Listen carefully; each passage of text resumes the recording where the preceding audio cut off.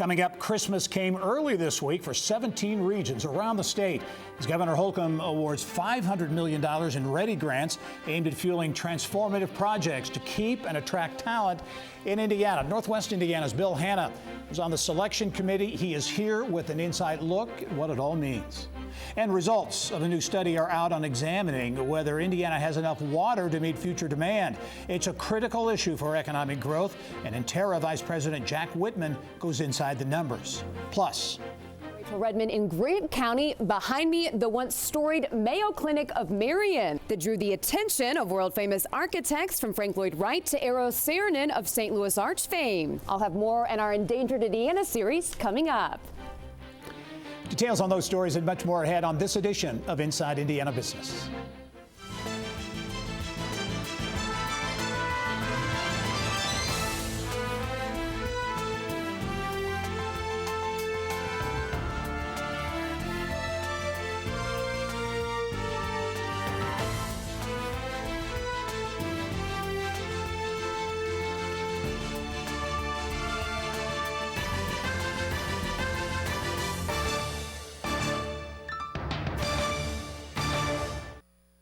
Hello and welcome to Inside Indiana Business. I'm Gerry Dick.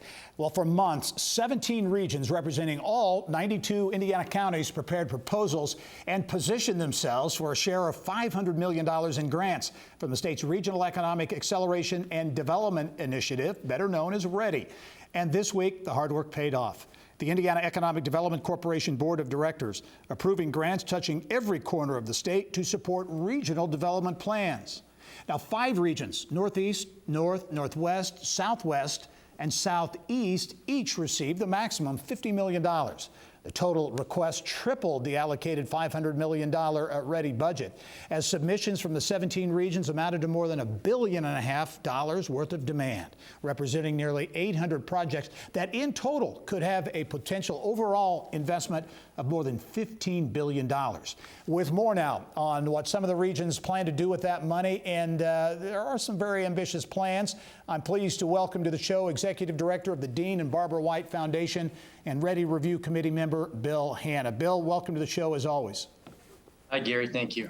Glad to be here. You were on the committee, but you're also uniquely positioned to talk about this because for years you headed the Northwest Indiana Regional Development Authority, very intimately involved in things in Northwest Indiana. Give us an idea for folks who might know, not know how substantial this READI grant program is. $500 million, $50 million to 5 different regions and tens of millions to others. How important is this?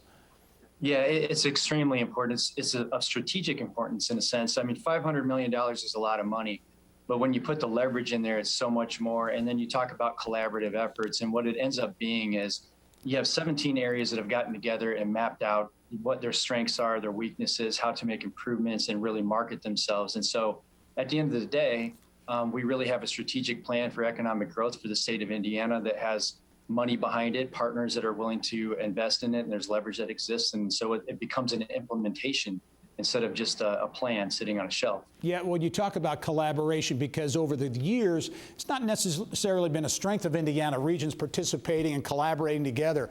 This really changes that and changes the dynamic. So you have these regions working together and actually planning with specific plans and projects specific to their regions. Yeah, absolutely. And the partnerships represented within were in all levels, whether it was local elected officials, state and local universities, private business, and on and on and on. So to see them really get around a table together and do the hard work of grading their own projects and deciding here's where we're going to go as a region. We're going to bring this to the state and make the pitch and talk about return on investment, population growth, and improvement. Is really unprecedented in the state of Indiana and very impressive. Yeah. I want to talk about a couple regions here in central Indiana, really focused on the White River, embracing the river with outdoor activities. Really hits on that quality of life, quality of place, talent attraction piece. Yeah, it's so critical. You know, if you look around the country at very successful areas that attract, especially younger populations, professionals, and so forth, a lot of times they'll key off of natural resources, and we certainly have one right there in the center of our own state. And I think Indianapolis can compete with Austin, Nashville, and anywhere else. We have a lot of assets. We're affordable, but when you see these communities get together around the Donut County area and focus on that one asset and making improvements, I think, to try to understand what that's going to do for us is it's really priceless, and it'll take years to kind of see that unfold. And I think it's really going to position the entire state to be successful. Yeah, now closer to home, where you're very familiar with Northwest Indiana. $50 million award for that region. Very ambitious plans focused on enhancing quality of life in the region. There's even talk of a quantum computing corridor up there. Talk about, I know a lot of excitement. I was at the event and talked to folks from Northwest Indiana. Very excited about the future. Talk about that proposal and how these projects might change things in Northwest Indiana.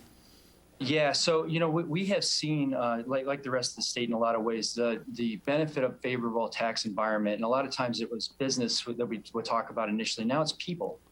They're taking advantage of it. And so in our case, they're coming over from Illinois, and quality of life features are becoming more and more important. The connectivity to the South Shore is happening. And so these projects take us to the next level and really make us a premier opportunity as a suburban choice for the third largest economy in the country. And it's just an example, again, of when you take the low taxes, you have a strategic outlook and some finances put behind it in this collaboration, what you can actually achieve. And so we're already having many responses from real estate brokers, developers, and other things. And so it's just really exciting to see this play out and to really be able to feel it in such a real way. Yeah, I only have about 20 seconds left, Bill, but as you were telling me off camera, this, in your view, represents the start, really. A lot of big projects, but really kind of laying the groundwork for what could be a really long-term kind of collaboration and partnership in regions around the state and doing more and additional projects.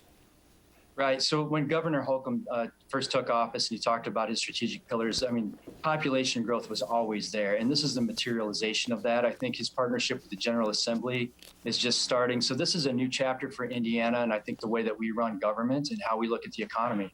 So I think you'll see this continue in the future. Very good. Bill Hanna, Executive Director of the Dean and Barbara White Foundation, on the committee, selection committee for the READI grants. Bill, great perspective. As always, look forward to seeing you soon. Thank you, Gary. You too. All right. Well, Jimmy Mad Dog Matus, he was a fixture on Central Indiana radio for nearly a quarter of a century, and he's my guest on the next Business and Beyond podcast.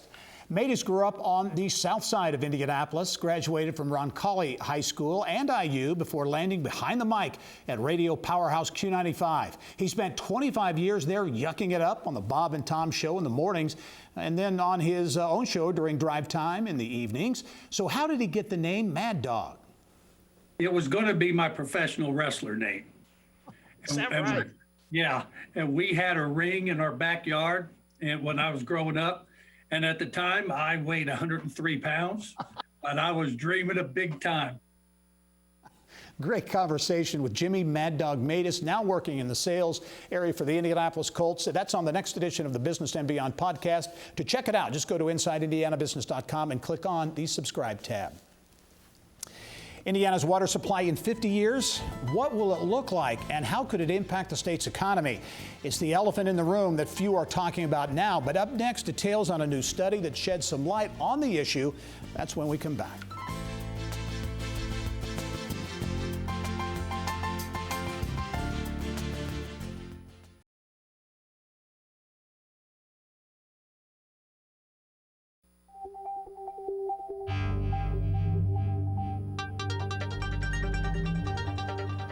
It's time to go inside innovation, brought to you by Allegion, pioneering safety.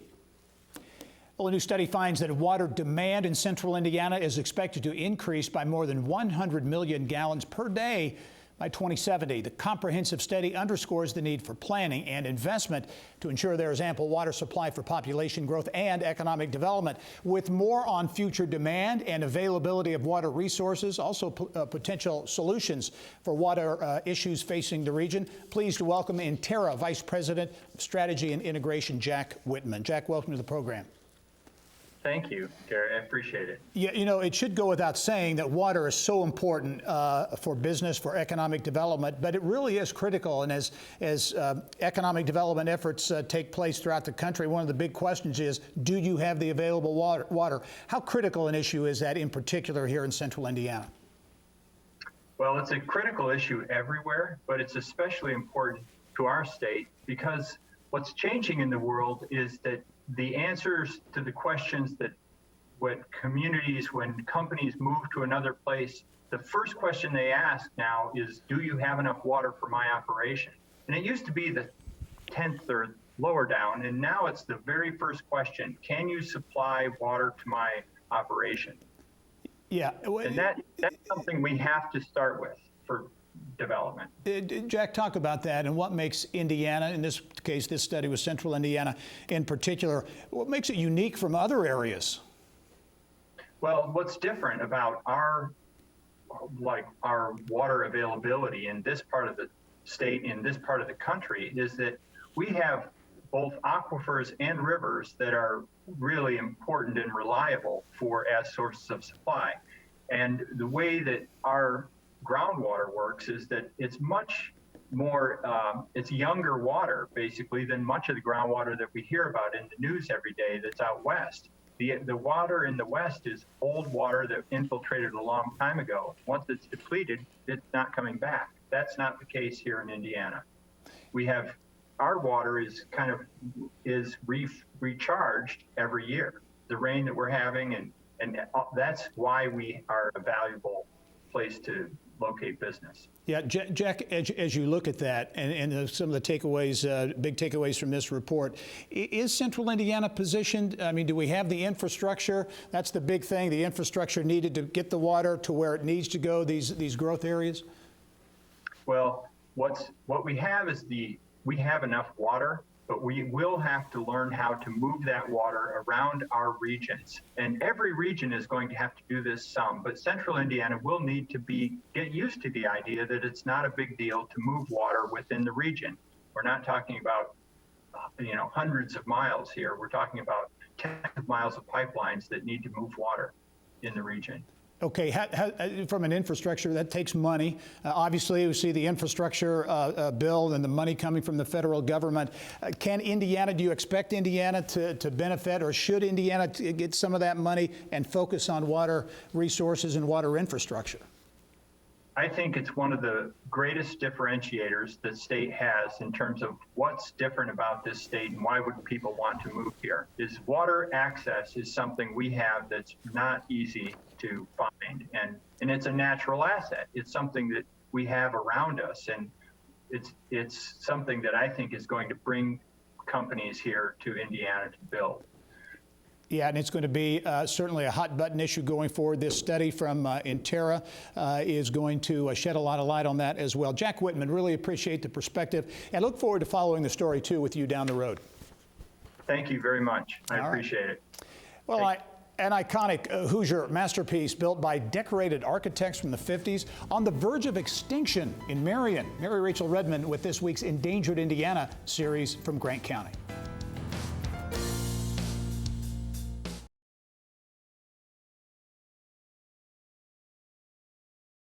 Indy really called to us, and the reason for that is we were able to find work-life balance here.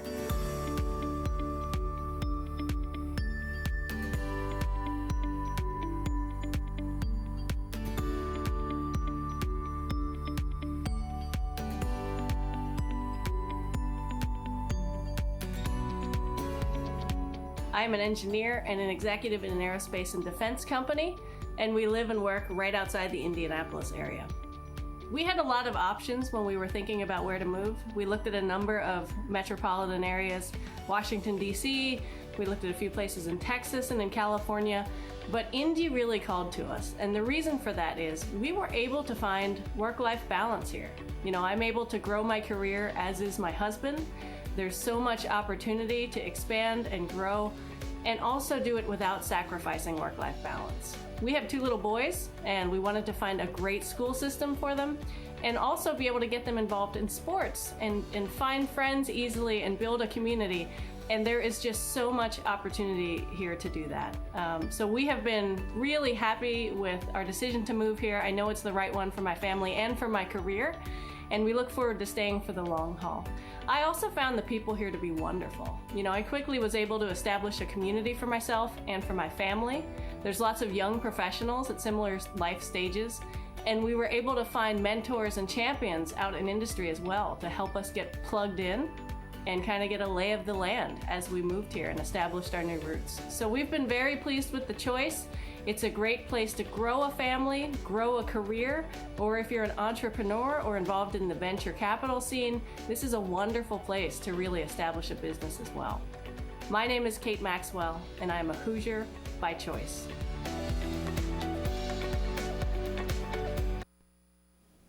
Here's what's making news now around Indiana.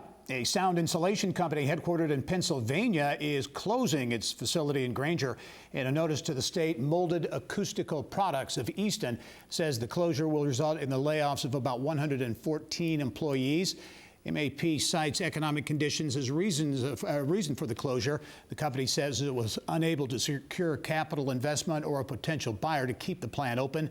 The Granger plant expected now to close in February. Ivy Tech Community College and Louisville-based Baptist Health have announced a $2.5 million partnership.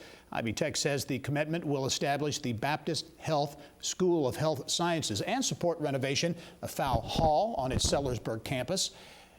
Ivy Tech says the renovation will be coordinated with a separate project, which is being funded through a $3.1 million CARES Act grant. Indiana University Health growing its footprint in Allen County. Our partners at WPTA TV report the health system intends to build a $16 million facility in the town of Roanoke. IU Health says the proposed medical clinic would be built just west of Interstate 69. If approved, IU Health says the goal is to open by the end of next year. Well, find yourself uncontrollably sticking your hand in one of those holiday meat, cheese, and cracker trays. See how Indiana businesses are cashing in on creating food boards in this month's Trendiana.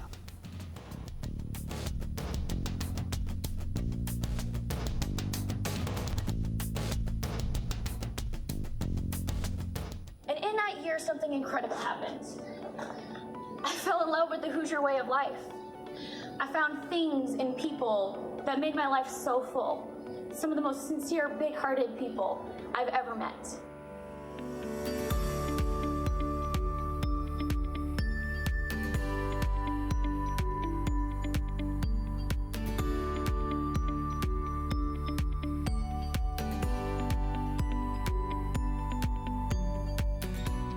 Hi, my name is Chelsea, and I've been a Hoosier since 2016.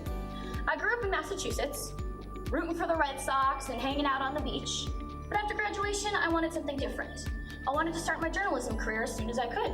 So, a job opened up at the Wabash Plain Dealer, and I'd never been to the Midwest before, but I thought, what the hey? And a week after graduation, I moved to Wabash, Indiana.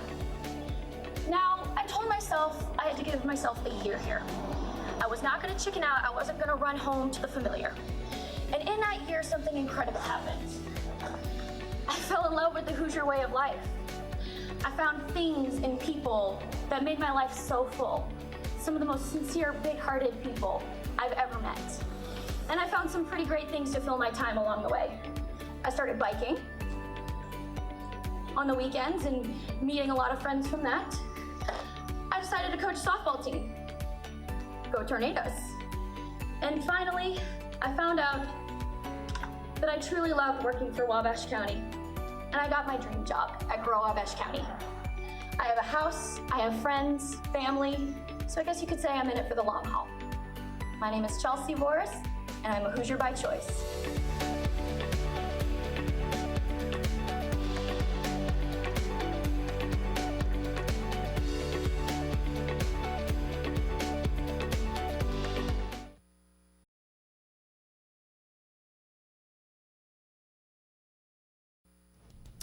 Well, the growing trend in local food board services is a great way, many people say, to entertain throughout the holiday season. Several Hoosier companies are creating mouthwatering and impressive spreads in the process. In this month's Trendiana segment, Yelp's Brittany Smith returns with some tasty details. Brittany, welcome back to the show.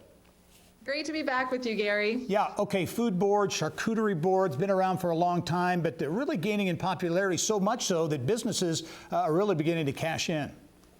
Oh, definitely. And these are perfect for entertaining, whether it's the holidays, you've got folks coming over, corporate events, or just a date night at home. These businesses have really reached out and made creative ways to make something fun out of grazing boards. All right, as always, you've got a great tour around the state of some businesses in the food board arena, and we begin in Southeast Indiana with Board and You in New Albany.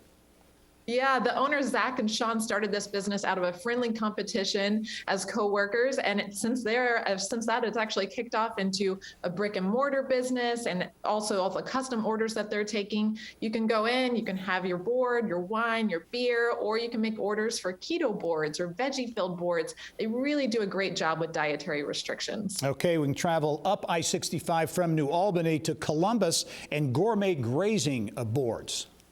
Yeah, this is a family-owned and operated business, all hands on deck. It actually kicked off during COVID. I want to show off. They do a really great job, as you can see here, of all the different textures, variety of flavors, so that everyone that's attending your gathering, when the workplace or whatever it is going to find something on the board that they love. And if you want to try it firsthand, they're even offering workshops in Columbus. Oh, okay. 317 Charcuterie is in Carmel.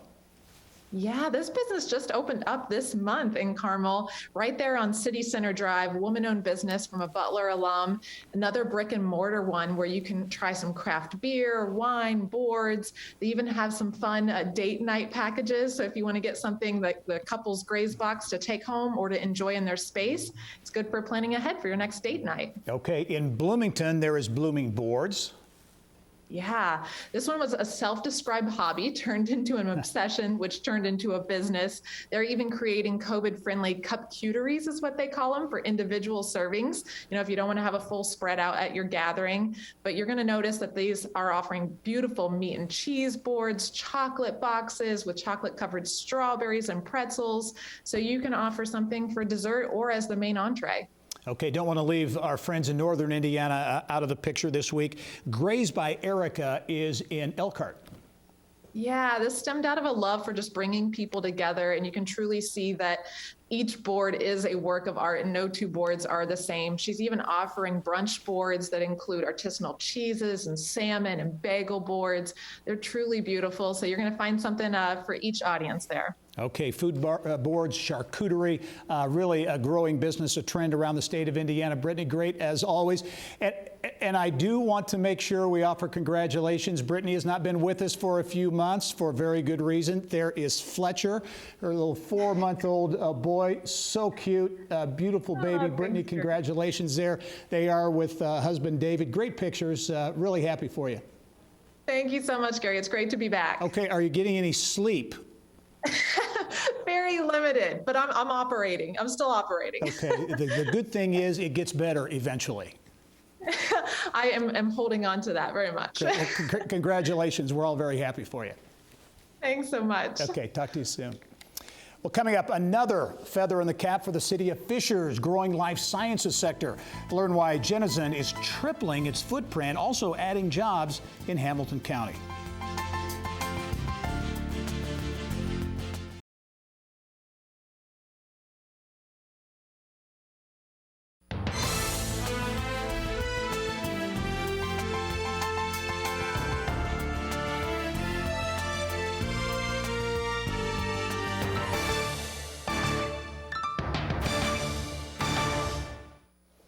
Well, the Indianapolis Business Journal named Fishers-based Genazen as the #1 fastest growing company in Indianapolis in 2020. Genazen is now investing $40 million to triple its footprint in the Crossport Business Park. And Business of Health reporter Kylie Valletta has more. Kylie. Thank you very much, Gary. Genazen is just one piece of a recent life sciences business boom in Fishers. The city has attracted more than $500 million in new investments in the past 12 months. Just days ago, the Contract Development and Manufacturing Organization opened the first phase of its $40 million expansion, a new research and development lab. Joining me now to tell us more about the company's vision for the future is Genazen's new Chief Executive Officer, Ray Kazmarek. And Ray, I should say, welcome to the Hoosier State. I understand you just joined the team in September. Yes, just joined the team, came here out of San Diego, California. Happy to be a Hoosier. All right, well, welcome to Indiana. Let's start with what Jenizen specializes in, which is cell and gene therapy. Can you explain in layman's terms what that is and why it's such an important part of medicine right now? Cell and gene therapy is really important to medicine and how it's developing and changing. The modality itself allows us to go from treating the symptoms of disease to actually curing the disease.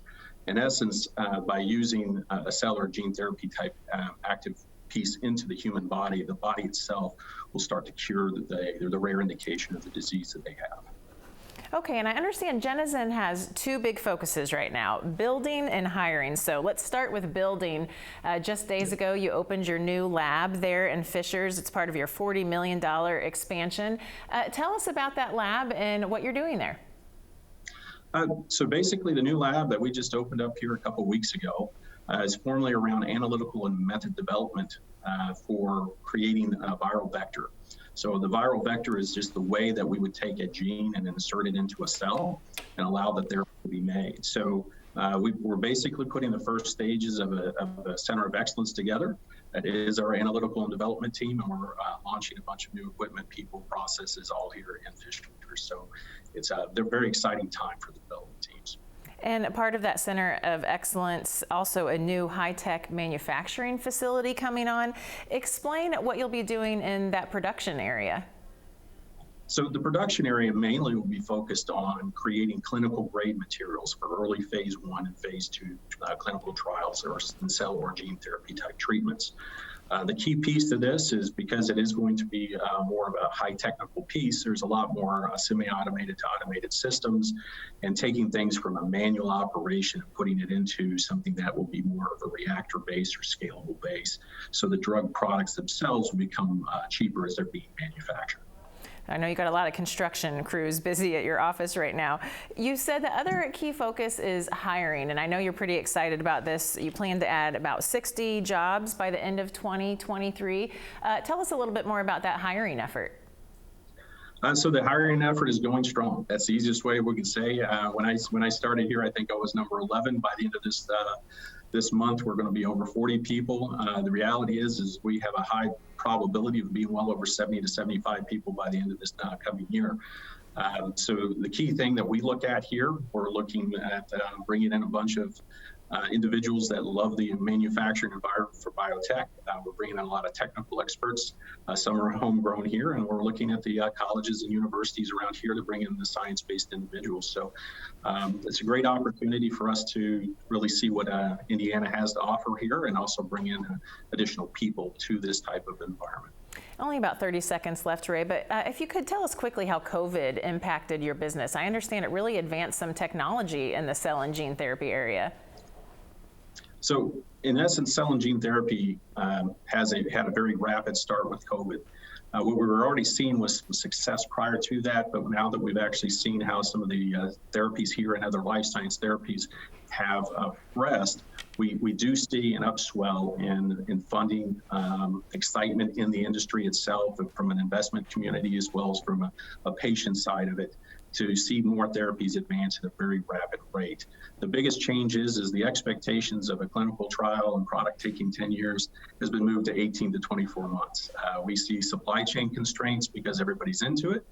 But the reality is if you plan effectively and you start working with your customers early, you can head off a lot of those things. So a lot of great advances, but also a lot of great funding and a lot of interest from people and patients to start seeing how this therapy can really advance. All right, well, Ray, congratulations on the growth. Thanks for being on the show today.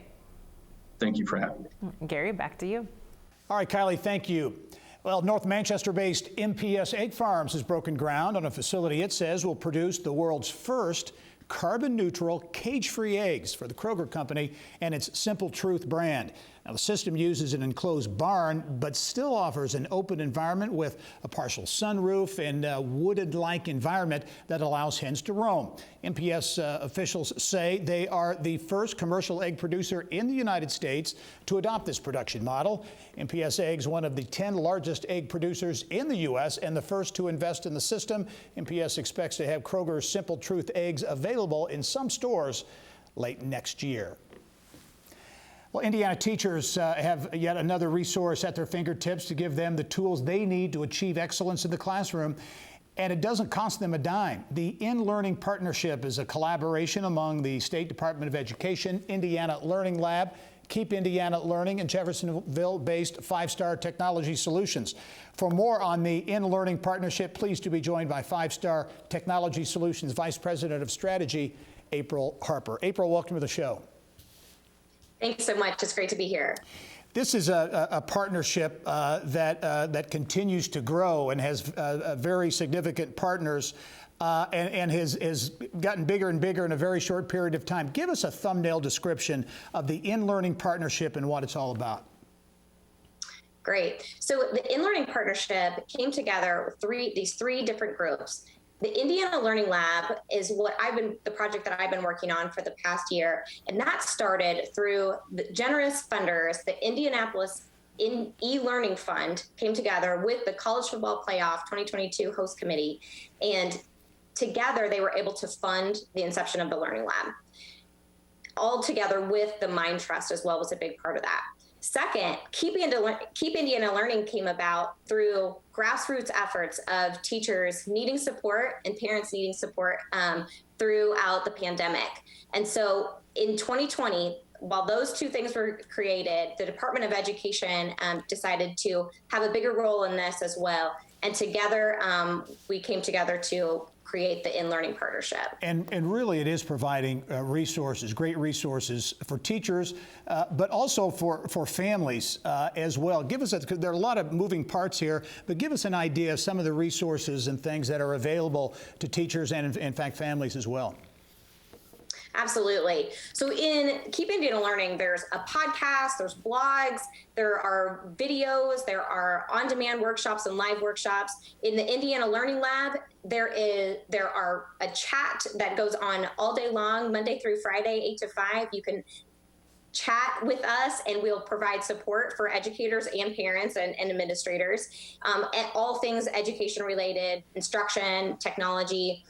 And there are workshops on demand, live, even there are going to be courses soon, and there is a community of support. So chatting with members from the Department of Education and teachers all throughout Indiana. Well, the Indiana Learning Lab, it began as the e-learning lab that you've been very involved with, is something that has really grown in a big way. And you mentioned the College Football Playoff National Championship game. The Legacy Fund identified the Learning Lab to fund, and it's going to really benefit from that Legacy project.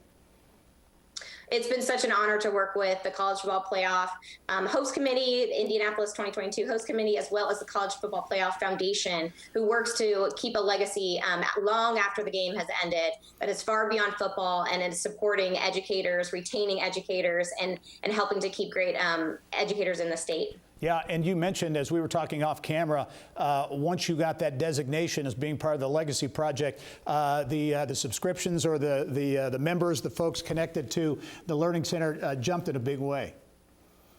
Yeah, speaking for the Indiana Learning Lab, when we were growing, it was growing, but there were about 5,000 teachers. Now there are over 14,000 teachers, and we're on track to have a third of Indiana teachers in the Learning Lab by next summer. It is an amazing partnership that continues to grow, the In-Learning Partnership, and the Indiana Learning Lab, a key part of that as well. April Harper, the Vice President of Strategy at 5-Star Technology Solutions. Thanks for taking time to join us, and we'll be following this as it goes along. Look forward to doing a follow-up story in the future. Thank you, Gary. All right. Well, the cream of the crop in boys high school basketball will soon battle it out in LaPorte. Details on why there are high hopes that this big national hoops tournament will be an economic slam dunk for Northwest Indiana.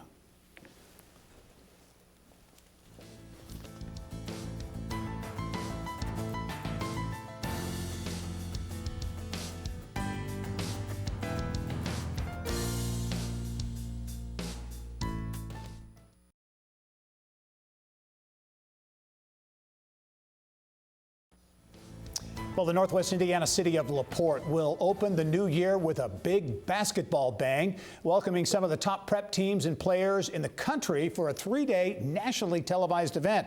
Bill Benner has more on this week's Inside Indiana Sports. Bill.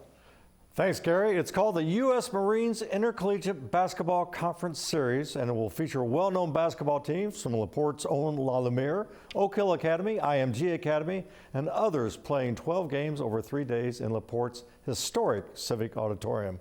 And joining us today to discuss the event, which will take place from January 6th through the 8th and be televised on ESPN networks, is Mark Schreiber, LaPorte's Superintendent of Parks and Recreation. And Mark, welcome. Good to see you.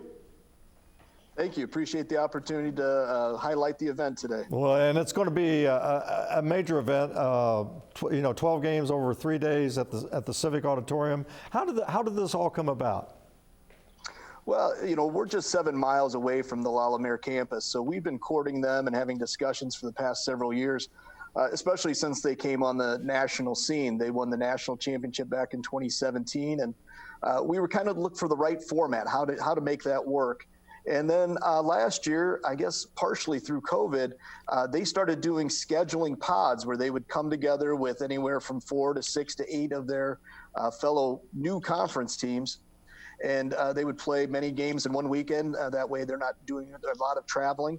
And through that genesis, it just came out to be a situation where this year we had the opportunity to bring in 8 teams, all from this newly established conference. And then when we had the opportunity to have it on the ESPN networks, it really sweetened the pot, and we were able to make this happen for those schools, but also for our community. Yeah, and Mark, if you could briefly kind of explain what this conference is, because in Indiana we're all familiar with high school basketball, of course, but sure, the academies, and we've heard of Oak Hill, IMG, La Lumiere, but explain briefly what this is. Yeah, and at the end of the day, it is high school basketball, but it's just players at the highest level. 22 of the top 100 seniors, as ranked by ESPN, play in this conference, and they will be in this event. And again, I think out of the top 27 of the teams are ranked there, so and that's nationally. So there's schools that really are prep schools, but they consider themselves at the high school level, but just at that next level up. Talk about the Civic Auditorium, and again, for interest of full disclosure, my wife is a LaPorte native. I've been in the Civic Auditorium, but I've never been there for a basketball event, and I know you like to think of this, it really has kind of a Hoosiers-style flair. Absolutely. I mean, the Civic is a 90-year-old facility that was gifted to the city back at the end of the 20s. It really is a basketball mecca. Used to be the host of our sectional for years and years before the high school built their own gymnasium. For this event, it'll seat about 1,600 people, but it will make wonderful television. And we're so excited for these kids to come in and really get a taste of Hoosier hospitality or Hoosier hysteria in really one of the great venues we consider in the state of Indiana. Mark, what do you anticipate in terms of on-site attendance? We're hoping for a packed house each day. Of course, with 4 games going on, there may be people coming and going throughout, but we think we're going to have a capacity of about around 1,600 when we bring in some chairs to put on the stage and really fill it out. The real appeal to us, to be honest, was not just for this to be an attraction for our residents and for basketball fans throughout the state and throughout the region, but really the idea of getting on ESPN and their networks. The first 3 games are going to be televised on ESPNU, which is on most basic cable television. The type of national exposure we're going to get here for LaPorte, Indiana is something that doesn't come easily. So we're pretty excited to be able to showcase our community. And Mark, as we wrap up, how could you get tickets to the event? Yeah, tickets are on sale. We've got them online. You can go to www.civictix.eventbrite.com. That's www.civictix.eventbrite.com. And they're only $20 per session. We think people will really love it, and we hope we see a lot of people across the state coming to enjoy Hoosier hysteria, but on a national scale. Well, Mark, we certainly appreciate you coming on the show, and I would be remiss if I didn't point out your father, Ken Schreiber, coached 7 Indiana high school state champions in baseball, and it's a great baseball town as well as a basketball town. So thanks for being on the program. No, absolutely. We're the baseball capital of Indiana, but we'll be the basketball capital of Indiana for those 3 days. There you go. Well, thanks. Gary, back to you. All right, Bill, thank you. Well, from how he got his nickname to his current job, my guest on the next Business and Beyond podcast has several ties to sports. Jimmy Mad Dog Matus serves as corporate partnership manager for the Indianapolis Colts. He grew up in Beech Grove and had dreams of becoming a professional wrestler. He picked Mad Dog as the name he'd go by. Instead, Matus wound up on the airwaves, spending nearly 25 years at radio giant Q95. Gather round, got the story to tell. Here we go. I walked down this street, went to my local bar. The most fun for me was after the show, we'd usually go out to lunch somewhere close and write bits, right? Try to crack each other up.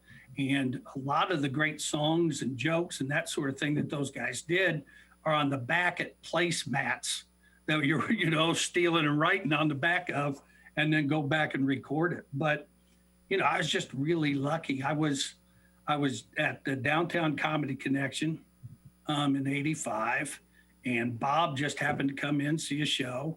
He thought I was funny, and he brought Tom in on Saturday, and they asked me to do their show on Thursday. 2 or 3 weeks later, they offered me a job. What a ride it has been for Indy's own, a true Southsider, Jimmy Mad Dog Matus. He's my guest on the next Business and Beyond podcast. To check it out, just go to InsideIndianaBusiness.com and click on the subscribe tab. Well, from the light show at Ruoff Music Center to a new family train ride at the Indiana State Museum, you don't have to look far to celebrate the season in Indianapolis. And for more on jostling for your holiday dollars and the impact on Central Indiana organizations, pleased to be joined by IBJ editor Leslie Weidenbender. And Leslie, welcome. Thank you. I know you've got Good to be here. Yep, another edition chock full, and we're going to start there. We're going to talk about the holidays. But Duke Energy, interesting stories. You really look a little more in depth at Duke Energy's energy power generation plan. And I know there's a lot of focus on them going away from coal-fired plants as well. They hope to be almost completely away from coal by 2035.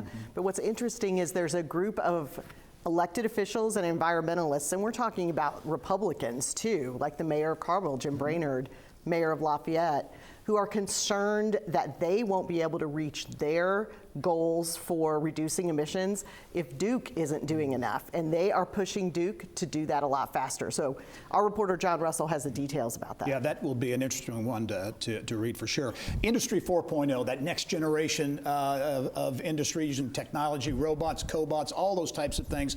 I know Connexus did an in-depth study, and you're going to go more in-depth on that and how more Indiana companies are really embracing it. Yeah, there's been a huge change just over the past year in the number of companies that are trying to embrace high-tech options, and one of those is cobots. And they're finding that more and more companies are using cobots to do a lot of the work that you might otherwise have employees. But what's great about cobots is that they actually use employees and the robots to do work together. Our reporter Susan Orr goes into a lot of detail with several companies about how this is working for them. Yeah, fascinating. I know Vincennes University really engaged in that, those cobots in a big way. Also, final one, we'll look at the holiday attractions. Always a fun time of year. And these holiday attractions are really attracting big crowds this year. Yes, things are up in a lot of places. I think things are up 200%. Sales are up some 200% at the Chris Kindle Mart in Carmel. And there's a lot of new attractions. Every year it feels like there's something new. There's a new train ride at the State Museum. And then in addition to that, there's a light show at Ruoff Music Center. Yeah, very good. Hey, before we leave, news broke late in the week, Leslie, on a new state revenue report, which shows the state has a lot of money in the bank. Billions of dollars that they didn't know that they were going to have to spend yet in this 2-year budget. I think what you're going to see is some tension play out between the House and the Senate. I think House Republicans are really going to want to cut some taxes, spend a little bit of that money mostly to give back to Hoosiers. I think you're going to see Senate Republicans are going to be a little more conservative about that and maybe want to hold on to it. Will be interesting to watch, interesting to read in the IBJ this week, of course, and you'll see news from around Indiana, from Inside Indiana Business in the IBJ as well. Leslie, as always, thanks for joining us. Thanks so much for having me. All right. Well, as 2021 winds down, economic development officials in Indianapolis are touting business growth and job creation over the past 12 months. Develop Indy, the city's economic development agency, says it pursued 71 companies to relocate or expand in Marion County. Says those efforts resulted in more than 4,500 new job commitments, 2,500 retained jobs, and more than $578 million in new investment. Develop Indy also says a number of those expansion projects were in the tech sector. Coming up next, an economic game changer for Hoosier communities all over the state. Our Insiders panel weighs in on the impact of $500 million in READI grants going to 17 Indiana regions.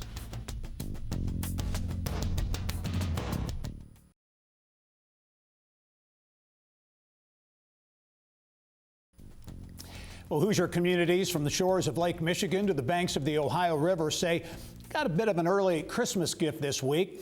As we mentioned at the top of the show, Governor Holcomb, the Indiana Economic Development Corporation awarding $500 million to support big projects in 17 Indiana regions representing all 92 counties, part of the READI initiative.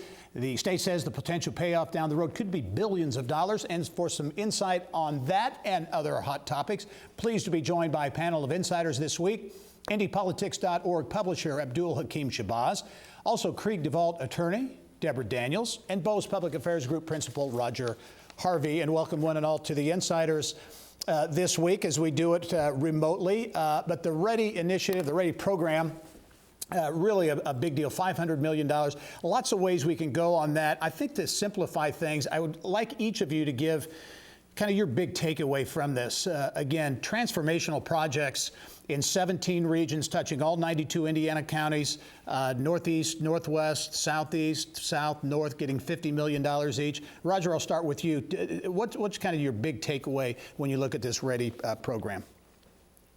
Yeah, Gary, great to be with you. Well, I think the biggest thing is just looking at the volume of dollars and the investment that's taking place. And the state is saying, look, this gets you going. I mean, we're going to need to take these state dollars in these communities and leverage them for additional dollars from the private investment. I also think when you look at the locations, you talk about all 92 counties, which is great, but you know, oftentimes there's a feeling that Central Indiana gets the most of everything, and certainly Central Indiana is the driver of the state's economy. But when you look at this and you see the regions you're talking about, you know, the Northeast, the Northwest, Southern Indiana, Southwest, it shows that some of the most significant dollars in this round of READI grants is going to those communities. And I think that's rather significant. Yeah. And I think, quite honestly, it'll play well with elected officials down in those areas that those parts of the state are getting significant dollars. Yeah, Deborah, your take.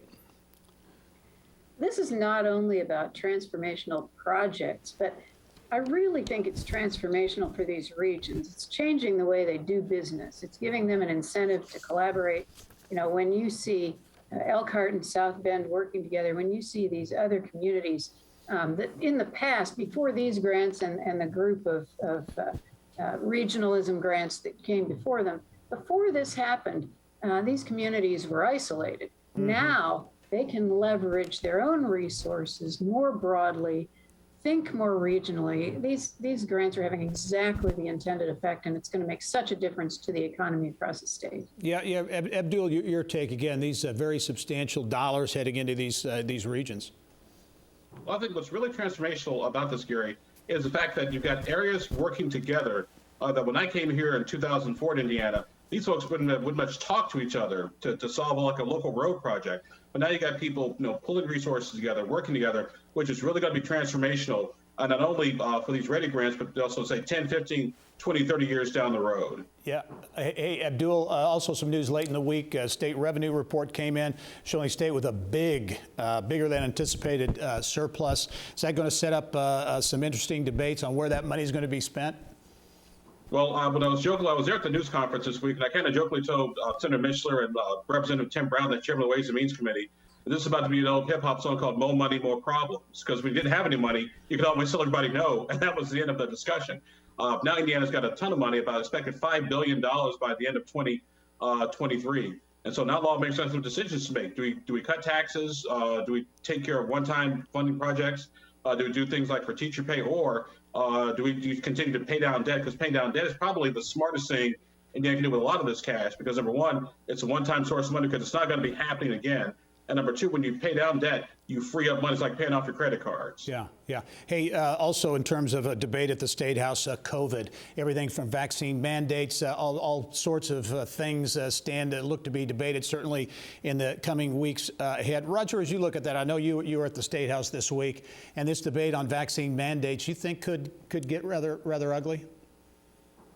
I think it has a potential, Gary. You know, certainly when you look at the numbers around the state, hospitals are stretched thin. I mean, you're hearing stories of nurses sleeping in offices in between shifts, and the healthcare system is strained significantly.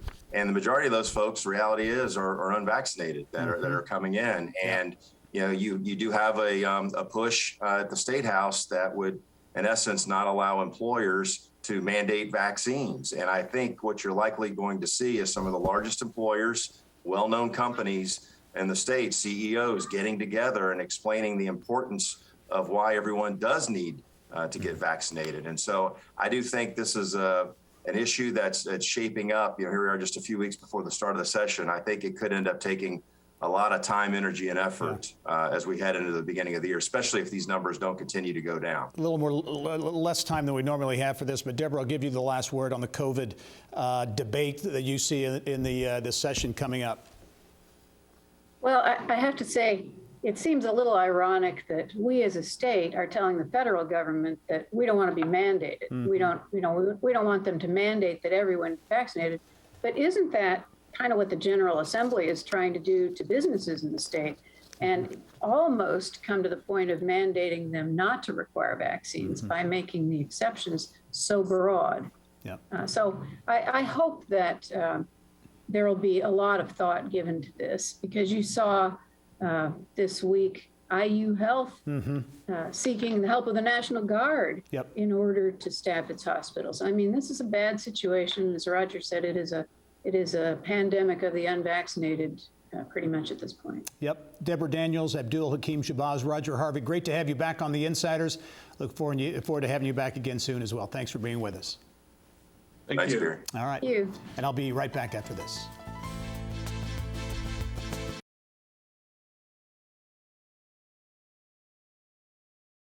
Thanks for joining us this week. We'll see you next week.